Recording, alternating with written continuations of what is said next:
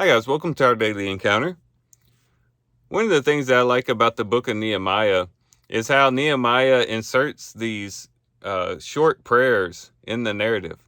It's almost like it interrupts the narrative, but he inserts these in connection to what is taking place in the narrative. In chapter 4 and verse 4, he says, "Hear, O God, how we are despised. Remember their reproach on their own heads and give them up for plunder in a land of captivity.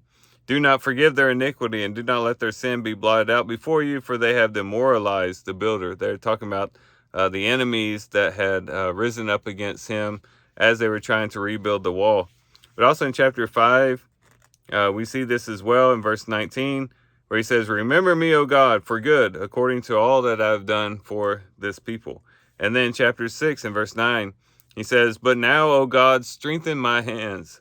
And then in verse 14, "Remember, O God, Tobiah and Sanballat according to these works of theirs, and also Noadiah the prophetess, and the rest of the prophets who were trying to frighten me." And there's other places as well, especially in chapter 13, where he's given this narrative and then he just inserts these prayers, um, interrupts the narrative to bring out these prayers to God to do various things on his behalf. And I really like this about Nehemiah. I like the fact that he interrupts the narrative for prayer because it gives us a great example of what we should do in the narrative of our lives. You know, each and every one of us are a part of a story. Our lives are a story that is being played out before God. And it ought to be that our story is often interrupted by prayer.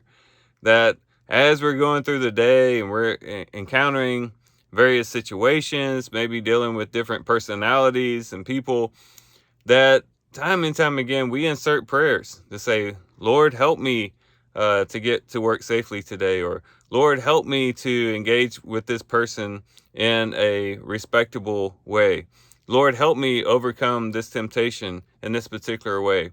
Uh, I think Nehemiah has given us a great example of how to deal with life, to where we just constantly interrupt life with prayer as we offer up prayers to God in the midst of our story, in the midst of what's going on in our lives.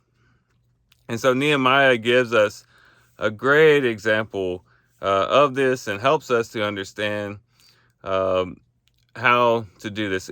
We see him doing it practically when he spoke to the king back in chapter 2, when the king Artaxerxes was speaking to him, and Nehemiah had a sad countenance, and he had weighing on his heart what was going on in Jerusalem. Uh, it says, "Then the king said to me, 'What would you request?'" Recognizing that Nehemiah wanted to do something about this, and he says, "So I prayed to the God of heaven. And I said to the king, if it pleases the king," and it goes on. And again, this is just Nehemiah interrupting his life to pray. He had an opportunity to speak to the king, and he took a moment in his heart to say a quick prayer before he proceeded and to say what he had to say. So that's just one example of how he did it actually in his life, not just in the narrative. And so this should be our lives. Let's interrupt life with prayer all the time. Whatever we're going through, whatever we're doing, whatever situation we're involved with, whatever or whoever person we are, or whatever person we are dealing with or responding to or interacting with, let's interrupt that with prayer. That is, in our heart of hearts, just praying to the Lord, beseeching the Lord to help us in each and every situation, and to bring him into the situation so that we can share life with him through these interjections of prayer.